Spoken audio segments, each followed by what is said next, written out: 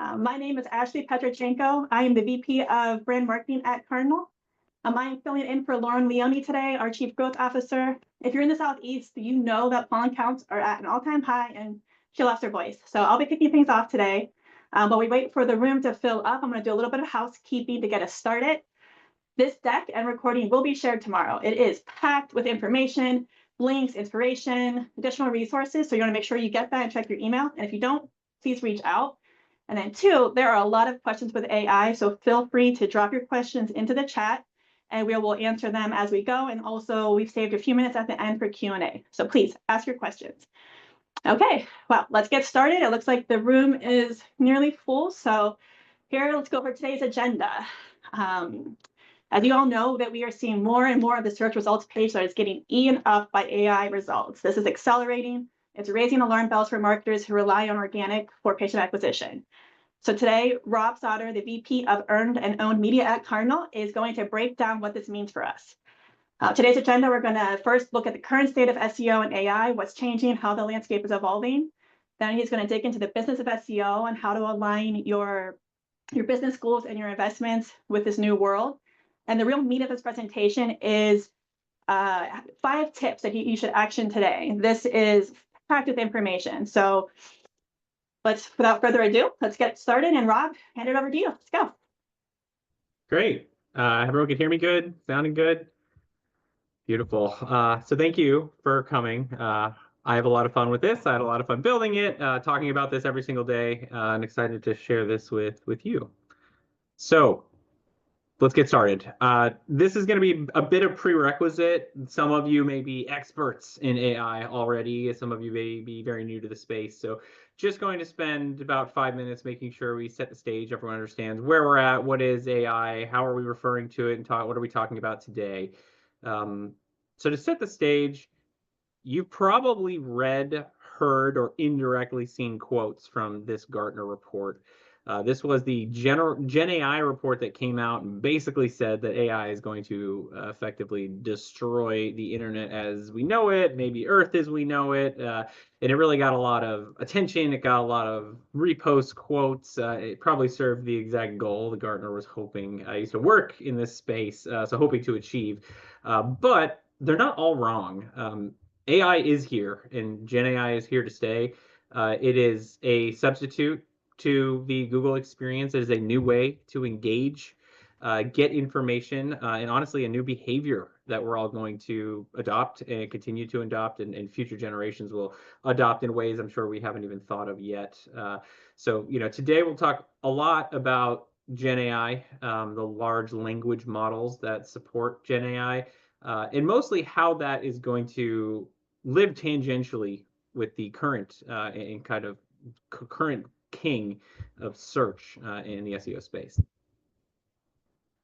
So now that it's here, what are some of the ways it's impacting SEO directly? How is it driving evolution? So in a few ways, one, of course, is AI is just creeping into our daily lives. So separate from how it's driving performance and visibility in SEO, it's changing how we do SEO. It's changing how we do our jobs.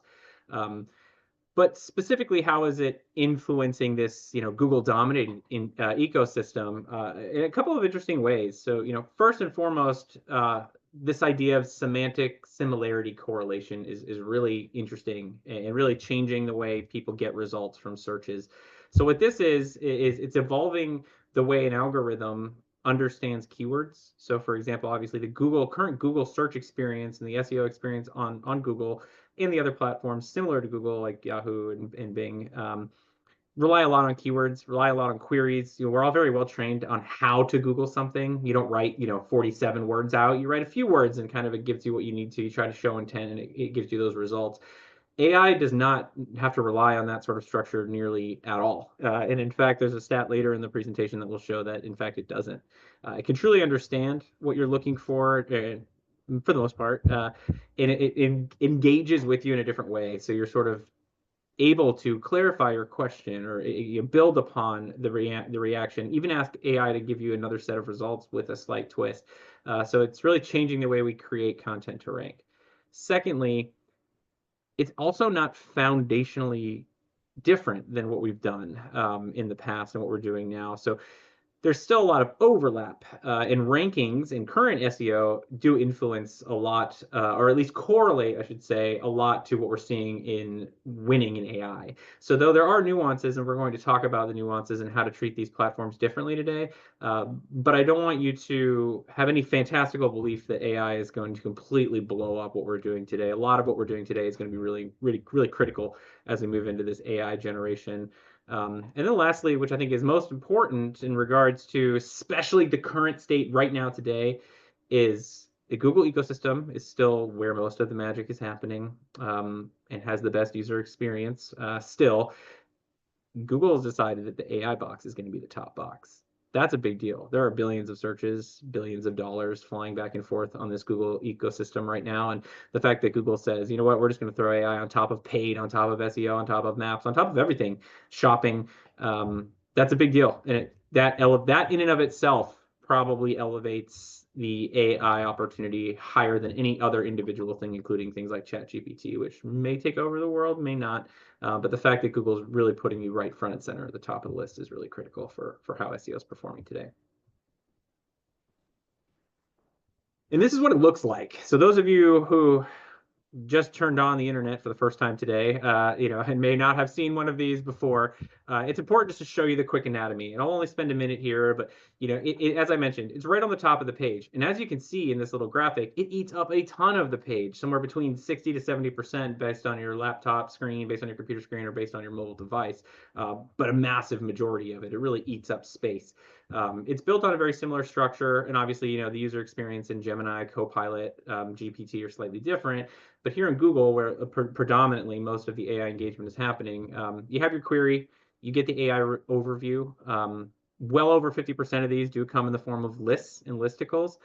You also will get image files. So that number 3 will show image files. It tends to be infographic type information. You'll never get sort of just like a picture of a therapist in this case. You will get the sources, and that's interesting because not only can you see the sources on the right-hand side, the specific sources and the specialty content aligned to those very specific elements of the list are also linked directly out. So for example, if you were truly interested in training and licensing, you might want to click right there on that link, and it will actually send you to that piece of content, that website, that domain that was featured here on this list. And then lastly, simple things, but still interesting. You can export, you can save, you can get some more information around the Google Labs element, and you can give it a thumbs up or a thumbs down if you want to help train the algorithm as it grows. Now, outside of Google, there are obviously some big players. Here are just a few. There's some notes in here about what maybe makes them the best, or at least their go-to-market strategies. The big call out that I think is really important is regardless of which one of these you use, the UI UX of the search ecosystem is still super critical. Google has invested millions and millions of dollars to make that better. And what I mean is, think about how far Google Shopping has come.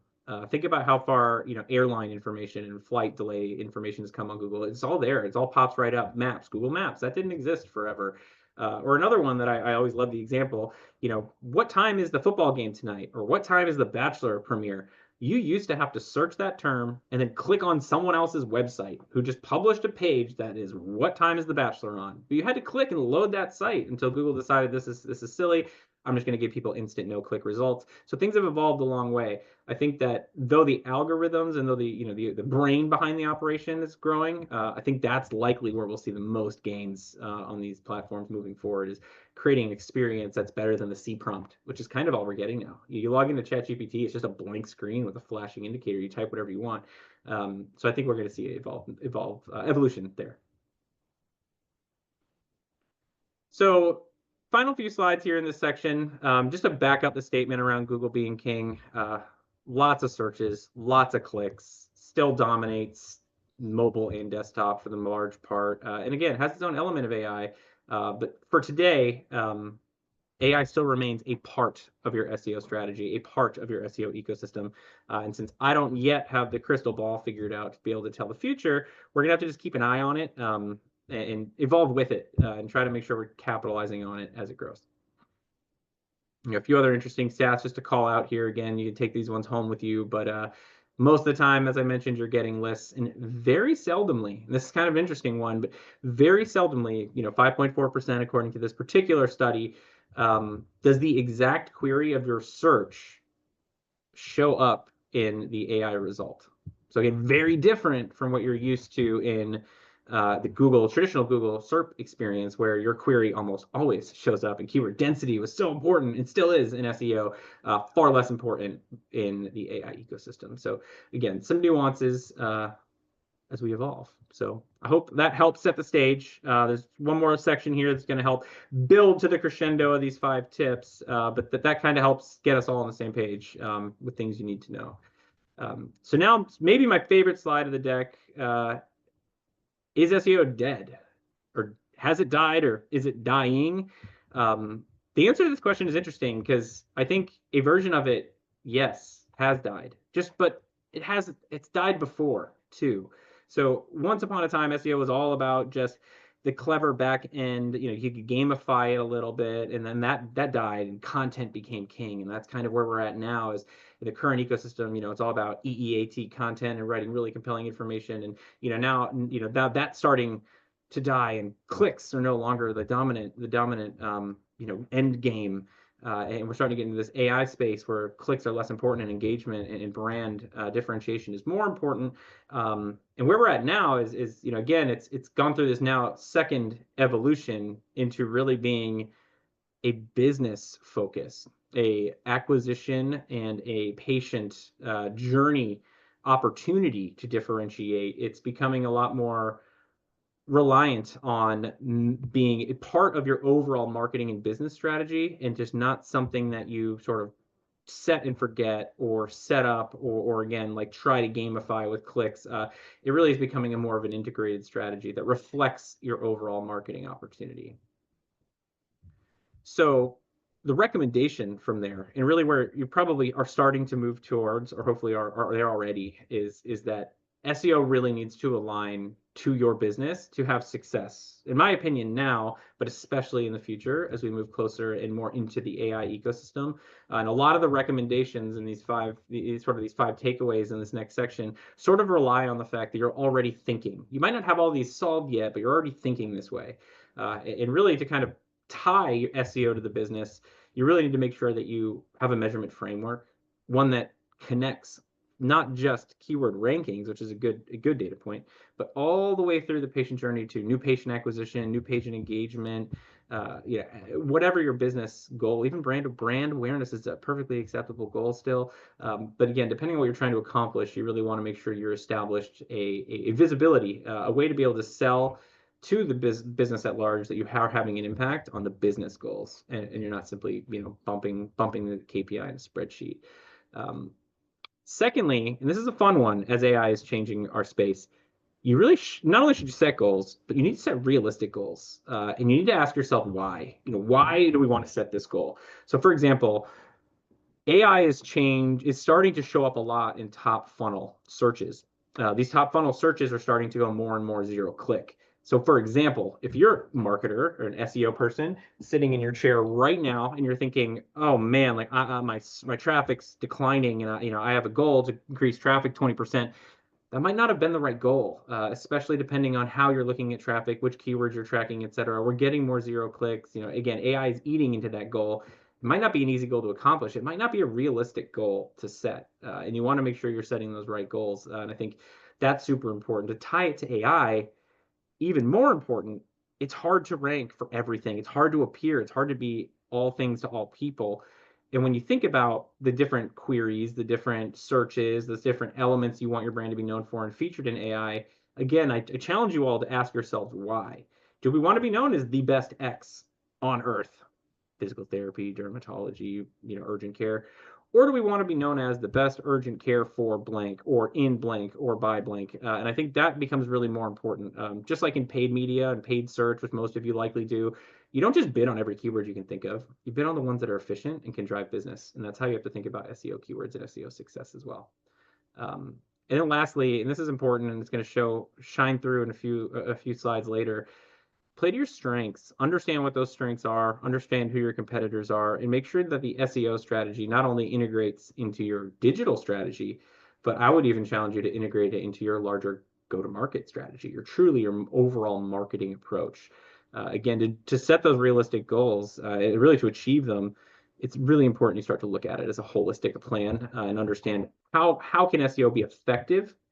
People always want to look at ROI, and I don't think that's an irresponsible metric by any means, but I think there's this idea of effectiveness of SEO, and not only it's just in conversion, but patient journey, trust, experience. It can play a lot of different roles to a lot of different people as they're experiencing your brand. It's important to set that up. So again, some of the things I spoke to are now popping here on the screen. Just some advice here. It's not always the easiest thing to do, but I encourage us to all move to this place and get as good and as close as you can on these three, because it's really going to help you accomplish, frankly, growth, but also successful, business-backed, leadership-backed, organizationally backed SEO. One last slide in this section. Sometimes it just helps to see what it looks like. When we look at measurement, we do it in three core buckets. Start with acquisition, and now acquisition comes in different shapes and sizes. In this case, we're looking at new patients. Sometimes it could be appointments. Sometimes it can be capacity. Sometimes it's as valuable to re-engage a patient for a second visit as it is to get them in the door as the first patient visit. So again, these goals might slightly change, but the idea is what's truly driving the bottom line, generally speaking, has something to do with patients, bookings, et cetera. From there, you want to start moving backwards. So it could be leads. You could have leads and scheduled leads. You could have leads and qualified leads. Expand. You can kind of take an understanding of what is that next step.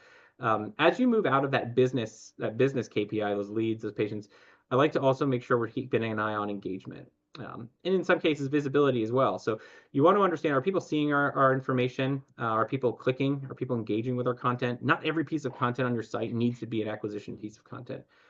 And it's important to know if those pieces are succeeding. And if the engagement is the success factor, you want to keep an eye on that. And then lastly, rankings are important, and so is these local elements of performance. I mean, local is huge, but obviously local does, of course, funnel up into new patients and leads. So I put an asterisk there because I'm looking at local separately, but also as a part of these other metrics as well. But it's so important to SEO, it's worth sometimes seeing on its own. But rankings are an important factor to look at. And the reason why is because rankings help show how you're competitively positioning on keywords. What it doesn't necessarily account for that the other ones do is demand. So for example, I could be dominating, improving, and growing my rankings, which would show my SEO strategy is better than my competitors. I'm getting more ranks, more visibility. I'm really doing great. But just turns out I'm selling dial-up internet, and nobody wants dial-up internet, and the demand is crashing for dial-up internet, so my other metrics are falling apart. Doesn't necessarily mean I'm doing bad SEO. It just potentially means that maybe we're not in the right spot, maybe we're not in the right market. Again, tie it back to the business, because you can do excellent SEO, but if you're not doing it in the right places, if you don't have the right strategy, if you're not in the right business, or the competitors are eating your lunch, there's a lot more to success than just the SEO element of your business. So good to get these multiple views and really see it from beginning to end in the journey. There we go. Great. Okay. Doing pretty good on time. Good, Ashley. Keep going. Any major questions? Nope, this is the real meat of it. Now I laid the foundation, cool. And how do you tie this to your goals and get it done? Great. All right, let's do it. So I lied to you. There are 6 tips. Tip 0 is an important tip because it sort of is the foundation of all things SEO, and I would, again, set it up as a prerequisite. Now, I would argue technical SEO is not super sexy, and frankly, it's not super differentiated. You could probably go out there and find lots of really smart SEOs who can do technical well. It's not going to by itself win you business, but it will help you maximize the success of your program down the line. And technical SEO impacts performance in many different ways, from the user experience. So core web vitals, is my site slow? From a site architecture and overall interlinking strategy, is the patient experience logical, tailored? Is it strong, specific, and does it work? Are we actually moving people where we want them to go? Which again, Not everything has to funnel towards a booking. But then there's also some of the technical things that help you rank. So things like crawlability, things like indexability, metadata. These are more technical SEO elements that can help better increase your click-through rates, but also help make you more visible. And a kind of an interesting one that's worth calling out today on this AI discussion is the idea of what an LLMs.txt. So this is in addition, I said the new, but it's almost a brother or sister to robots.txt. So those of you who don't know, these are files that you place on your site that an algorithm for robots or a large language model, LLMS, can view and read, which helps them better understand, them being the algorithms, the robots, help them better understand how your site's organized, what content's on the page. Think of it like schema or some other technical element of SEO, which enables. We're enabling and optimizing the discoverability, the crawlability, the indexability of our sites. So these things, again, are crucial. And though, if I were to flip these on or flip them off on your website, would, your SEO explode one way or the other? No, but it makes a big difference. And when a couple percentage points on a big, investment in a long-term strategy can go a really long way. So long story short, the new AI ecosystem is built on the back of the current ecosystem, the legacy SEO ecosystem, if you will. And there's no shortcuts or cheat codes. You have to do this well, and it's worth investing your time in. So get your house in order before you start moving on to the exciting stuff. So tip one, AI is definitely the hottest part of SEO right now, but it is simply a part of SEO, and it's important that you understand what parts of SEO are there, what even is available, am I optimizing, am I taking advantage of, am I thinking about them, and how you prioritize them. Because I would argue today, and what we've created on these slides is about 7 different core areas, functions, sections of SEO. And I would say there is a core 4, and AI is not one of them yet. So it's still important. And as you mature, I'm not saying you should avoid it. I think if you're not really doing these 4 things well, you probably don't and shouldn't be over stressing about the AI ecosystem. Really get those foundations pieces correct and then move on to the sort of the next level. Those core 4 are right here. So start, for many of you on this call, not everyone, but for most of you on this call, in healthcare, in location-based, in DSOs, MSOs, local SEO is key. Now, I know some of you on the call probably have sort of, maybe it's an online offering or something tangential to care that might not require anyone to actually show up in person. You can still play to some localities, but for those of you who have physical locations and are actually meeting with patients and clients in person, local is still crucial. The maps, the experience, people finding you, lots of money is still flowing through local. And it's really important not only that you get local set up, you get it in a good spot, but it's not a set and forget. You need to make sure you're optimizing it, you're engaging in it, you're capturing reviews, you're doing the listings. I'm going to talk more about local than anything else on this slide, but it's super critical to do well. Once you have that figured out, you want to start moving to this on-page SEO. So this is where you really want to be capturing the intent. This is where your keyword strategy, this is where your business strategy, this is where the demand measurement, this is where you create arguably your most important ecosystem. Maybe a hospital, you could argue they have their more important hospital as their most important real estate, but your digital real estate is their website, and that's where you want to make sure your website is optimized, handled well, organized well, and really playing towards this larger business strategy, supporting that larger business strategy. So you want to make sure your site is well optimized. As you have local, as you have your site, you're then, of course, moving to this content piece, content creation. This is moving more and more towards entity SEO. This is becoming more and more important to AI. You really want to focus on specifics. You want to bring authority. You want to expand outside of blogs and really bring impactful content. Now that AI is able to really start to enable us to really forget in some ways about being overburdened by keywords. Again, don't abandon it yet because Google's still got a lot to offer. We can really start to shift and think a lot more about what's our brand voice. How do we want to sound, look, feel? How do we want people to react? How do we want our patients to feel when they're reading our content and engaging with our content? And then lastly, partnerships, linking, ecosystems. This is a key piece. You can go out there and buy it. Google doesn't punish you for it. I don't find that to be the best way. But I do think this is an underused area for most businesses. Pick up the phone, engage with your partners, engage in your ecosystem, engage with tangential businesses, ask your executives who they're networked to. There's a lot of ways to really, earn opportunity in the linking environment if you really explore the assets you have at hand. So beyond the core 4, to make it around, I guess, an odd 7, if you're doing those well, and where do I go next? What's next? What's some of the bigger opportunities? This is where I think AI then falls. AI is all about doing less better. You want to be specific. You have to bring expertise. It's weeding through the noise, but it also prefers expertise, and it doesn't like generalists yet. Depending on exactly how you engage, it's always looking for that extra and that unique. And also, just like the Google algorithm, AI is putting a lot of its weight behind user experience, meaning, are people using this content? Are they enjoying it? Are they clicking? Are they experiencing it? And really elevating content that's helpful, and that's measured through people and the experiences these people are having. And that's critical, and why it's so important to make sure you're doing less content potentially. You're not just, spam. That's all done. No more spam, no more nonsense, no more loopholes. There's still some of it appearing here and there, but it's going to get weeded out here eventually, and you don't want to be that client anyway, or that business anyway. It's important to really focus and really understand what you want to write and who you are. The last 2 are great, and they're exciting too. I think that the integration of SEO into PR and social has massive implications and lots of value to add. Social is an incredible tool to syndicate out content. Again, get your content in front of more people, show the algorithms how valuable it can be. You can boost the content. You can just host it organically. You can leverage it in PR campaigns. Again, especially if you're investing in really unique content, really backed by some data and some insights. Not all content has to be a blog. I think that's a huge misconception on SEO. We're not just out here blogging.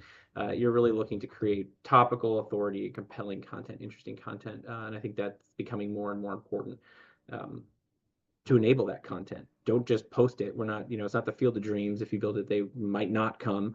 There are ways to get it out there to the ecosystem. And sometimes it's just having your, if you follow us on LinkedIn, our CEOs out there, slinging our content. Maybe you might want yours to be too. Maybe not your CEO, maybe someone else, but it's important. It's important to get it out there, and we can all play a role in that. And then lastly, video. YouTube's still one of the biggest search engines on the planet.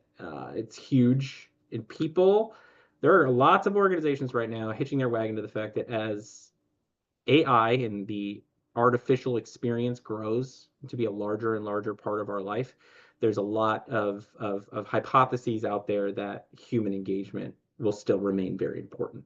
And I think even just a post I saw, our CEO post, I think today, or very recently, especially in healthcare, it's health, but it's also care, and there's an element of human there. And there's some great examples of this later in the deck. Tip 2, differentiate.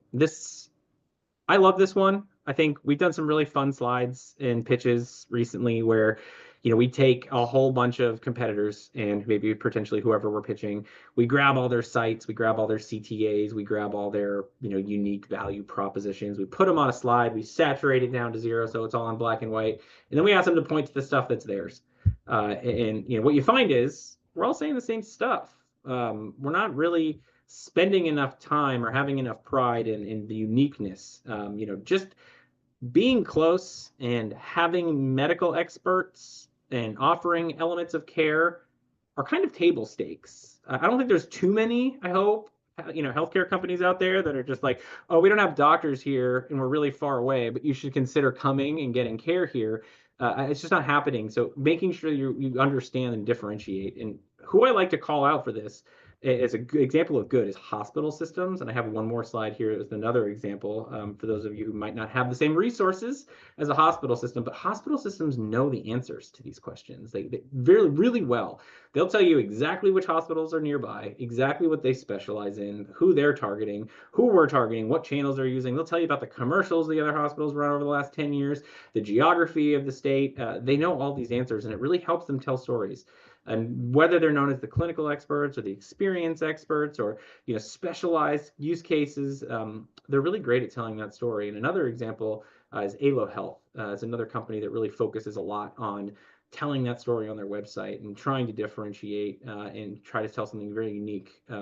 So again, it comes back, and there's going to be a lot of overlap in this presentation, but it comes back to making sure you have that go-to-market and you have that strategy, and then you weaponize it and you use it in SEO, you use it on your site, you capitalize on it by tying your experts and tying your providers and your leadership to it. You pull data, you do research, and you separate yourself. You separate yourself from the noise. AI is doing a better job separating us from the noise anyway. You might as well start giving AI what it wants, which is tip number 3. Build what AI seeks.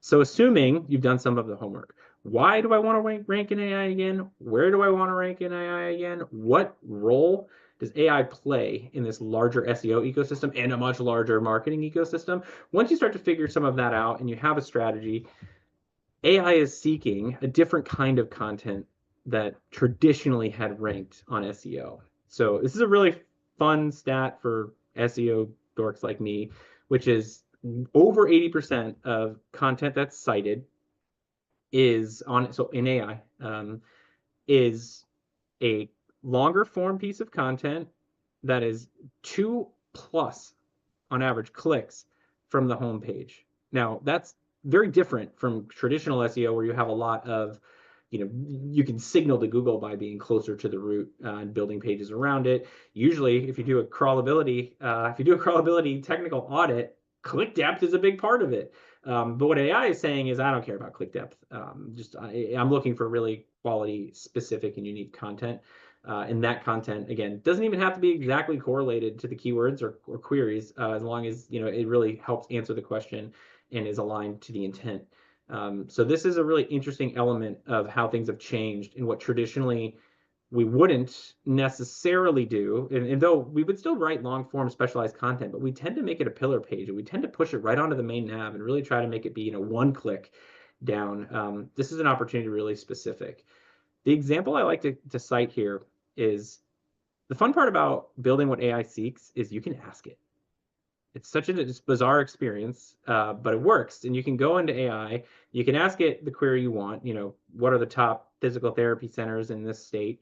And it will tell you. And then you could ask, why? Why did you pick these states? Or why did you pick these physical therapy locations? And it will tell you. And most of the time the answer sounds like this, and I've done this a lot. It will say, I'm trying to give you some variety and some specialization. I'm trying to pick organizations that have really unique focuses, have something really specific to say, and it will say, here's the best surgical group, here's the best post-injury group, here's the best experience, here's the best, if you have other, co-occurring disorders types things. And then you can actually even go one step further and say, what criteria did you use to rank these organizations? And it will tell you. And then you can say, how did you weight these criteria in your consideration? And it will tell you that too. So you can really start to understand, okay, well, if I want to be featured on this type of query, this is exactly the scorecard. It's kind of like, again, I mentioned Gartner earlier. I worked at Forrester back in the day in the Gartner Magic Quadrants. To be ranking in those, they gave you the scorecard ahead of time, and they showed you exactly how everyone ranked. And people had entire organizations called analyst relations teams that worked hard to achieve those outcomes. That's kind of what's going on here. And it's an opportunity for the people who really want to do this right, to take advantage of that ecosystem, and it can win. And we're starting to explore this a lot with our current clients and building it into our roadmaps and how we can play and impact and measure, a direct strike on certain elements of AI. So it's exciting. It's exciting to see. And again, it's different. And as a takeaway, here it goes. I'm not saying abandon SEO traditionally altogether and start doing everything this way and start pushing all your best content, 5 clicks down so AI will find it. But it does separate how we optimize and prioritize content in regards to how we want it to perform and where we want it to perform in that ecosystem. Tip 4, focus on the patient journey. I've mentioned this a little bit, and I want to kind of show us some examples because I think there's some good examples of this one, and some good examples here in the end of the deck. Often what we find, and though not unimportant, there's a huge, huge value in having bottom of funnel SEO, and it still plays a huge role. And in fact, with AI, the top of the funnel is becoming more and more complicated, more and more difficult.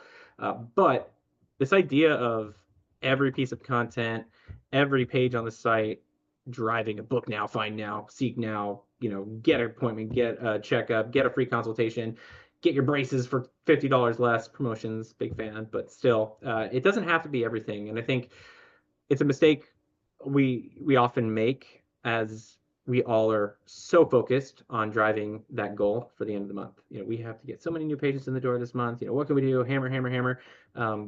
But sometimes we cut off our nose to spite our face, and we forget the fact that we are still serving people, and there's an experience at play here.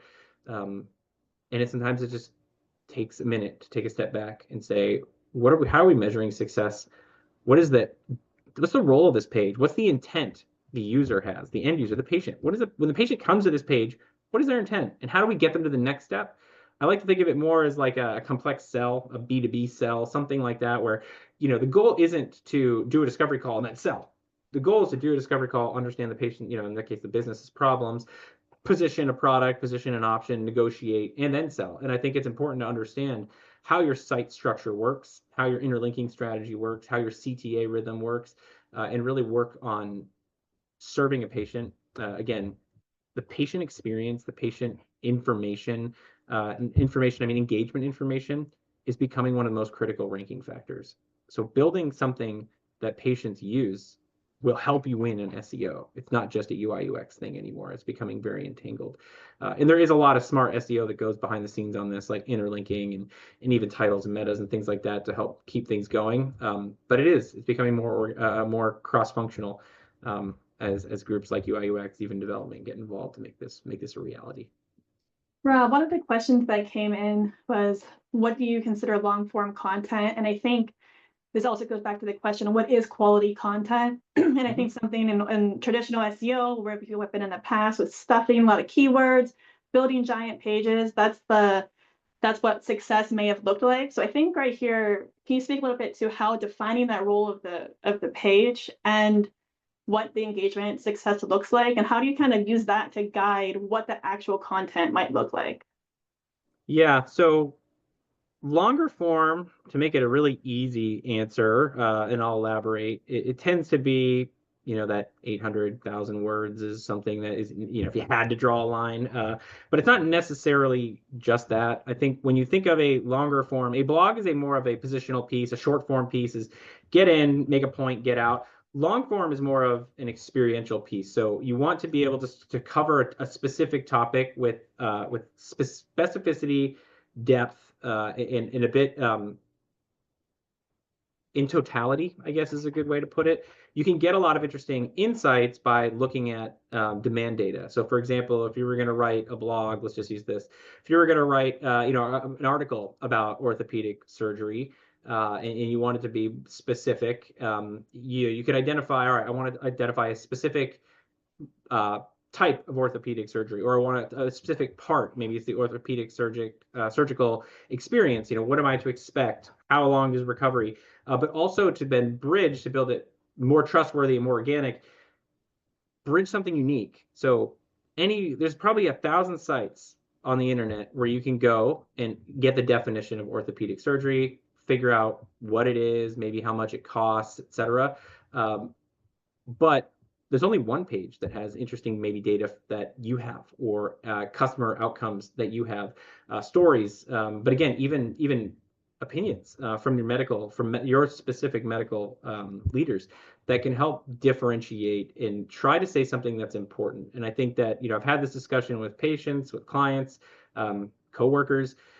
It is hard right now. There's so much samey out on the internet. You can find, again, the same answers over and over again. I think people are hesitant to take a risk and really say something, in somewhat editorial and somewhat specific. And we have some examples of that coming, but it's really important to take advantage of what you can say that others can't, and to try to be as specific as possible. Avoid the fluff, avoid the stuffing. It's not about just making the page as long as possible. It's about having valuable insight to the elements of that topic. So again, maybe it ends with some of the insurance information, which tends to be a way that most of these pages end.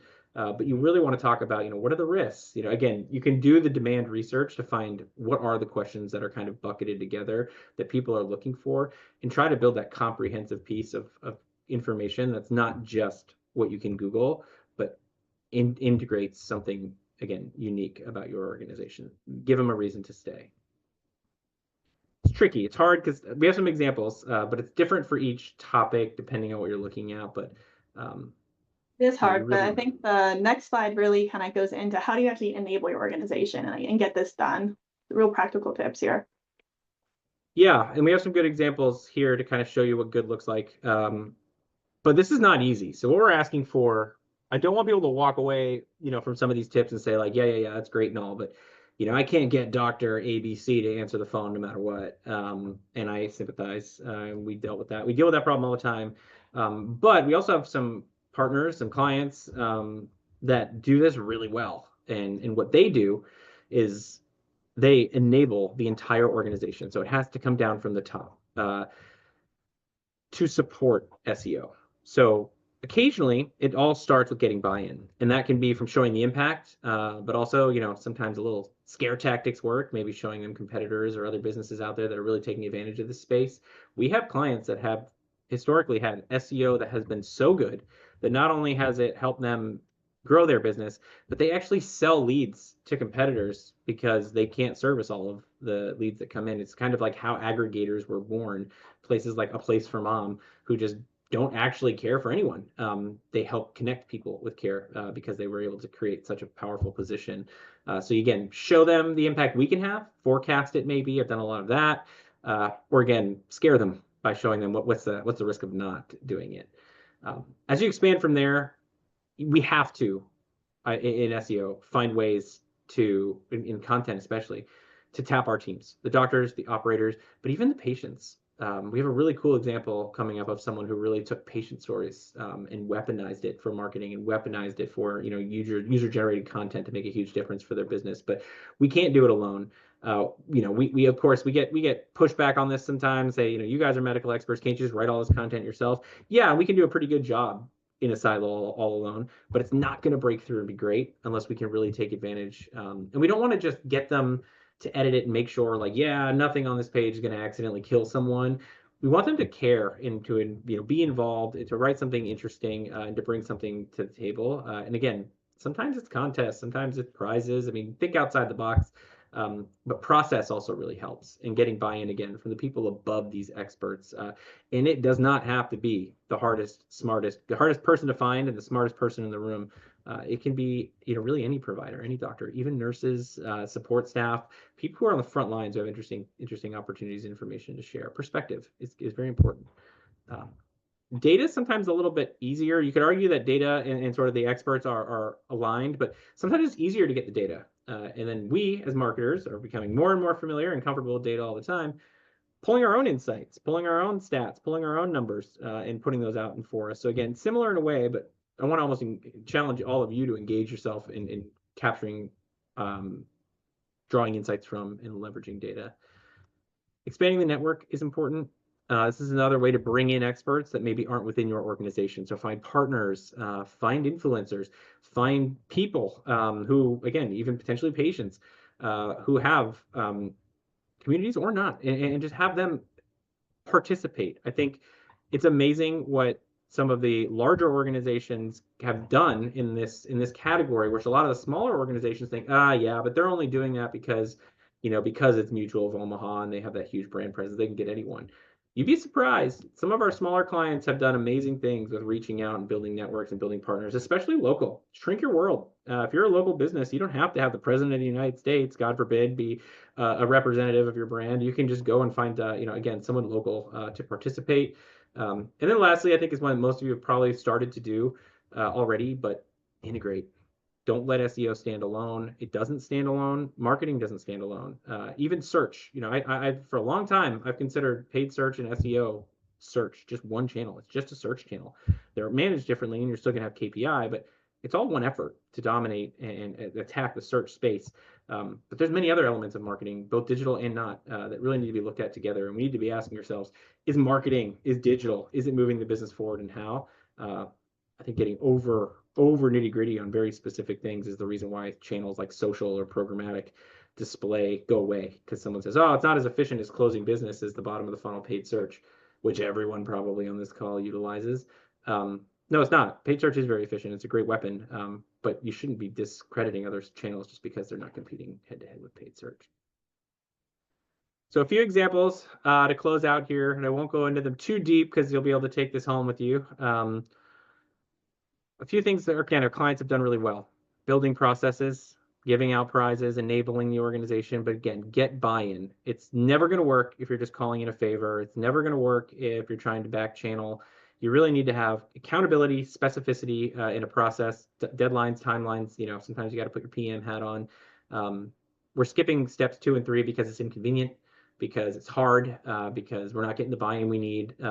We're losing a lot of value. We're losing a lot of opportunity as we skip over steps 2 and 3 here, which is the expert input stage and the multi-channel enablement. Again, expand your definition of expert input. There's a lot of different ways to get expert input, and make sure you're looking for ways to enable across the organization. What can SEO teach the other channels? What can the other channels teach SEO? Great example, ad copy and paid media. What's performing the best? How can we turn that into metadata that's going to improve our click-through rates and organic? And then obviously it's always going to come down to the end, which is launching, distributing, measuring, and making sure it works. Another good example of really building trust is the marketing team at PRM. So they've done a really great job of expanding the site beyond book now, and providing really rich, unique resources to engage patients and opportunities, from quizzes to expert insights to videos, etc. Again, they take more of an expert angle, which is great, but it really helps. They spend a lot of time working on their journey map and making sure they can align content and experiences, and then integrated SEO strategy to support that throughout. So they're, again, another great one to look at. And again, as I mentioned, expanding your idea of what an expert input looks like. This A View from the Bed podcast from St. Vincent, they got the perspective of people who went through a particular treatment or a specific particular type of care. And the whole thing was given birth by a marketer who went and had back surgery and was asked by as many people, everywhere she went, people would say, was that back surgery worth it? What was it like? Did it hurt? Would you wish you just managed the pain as opposed to went through the surgery? And they basically turned that into a story. And as people came out of their facilities and had care, they sat down with these people and created videos and, leverage it as a podcast and leverage it as content on the site to really have individuals tell their side of the story of care. What was it like? How did it feel? Would you do it? Would you go back and do it again? And that really helped people who are considering different types of care get a different perspective on it. And that really helps. And again, people like to hear from people. It's like why reviews are so important. This is a different way to capture and capitalize on that. So again, another great example. Okay, well, we're about at time right now. And like Rob mentioned, this deck will be shared. And I think we only had about 1-2 more slides to get through, but you'll have access to this. You can explore what this looks like in process. I know it sounds daunting. How do you actually make this repeatable? How do you get the buy-in? But it is possible, and starting small, leveraging what you're already doing, meetings you're already having, people you're already speaking to, and your existing partnerships can make that possible. But it's difficult, right, Rob? Like, what's your final closing thoughts on what people can do in this new AI world? Yeah, so a lot's going to change in measurement, so keep an eye on that. New dev kits are coming out every week, just this last week, in fact. So we'll keep an eye on that and try to keep you guys informed. But there's going to be better ways to really measure and understand the impact. And this is a quote that stuck with me my whole professional career. I love it. Jack was someone I knew early on in my career. A lot's changing. It's going to be difficult to keep up and stay expert in this space, but that's great. In some places, SEO, in my opinion, is almost becoming a little easy, not to be expert at, but to be okay at. That's created some parity. Parity is about to break down, and we're about to be able to separate the pros from the amateurs again, and the people who are trying to just cleverly sneak into good SEO. They're not going to be able to keep up with people who are really professionally attacking a business of SEO. And I think it's great. I think that's great for the marketers who are on top of this and looking forward to it. So it's an opportunity to be good. It's an opportunity to differentiate and succeed, and keeps it interesting. I think that's the most fun part. It does. Marketing is never boring, right? Thank you, everybody. And we will send this out. And thank you so much, Rob, for sharing this. And it's really exciting to see where the world's going. Thanks all.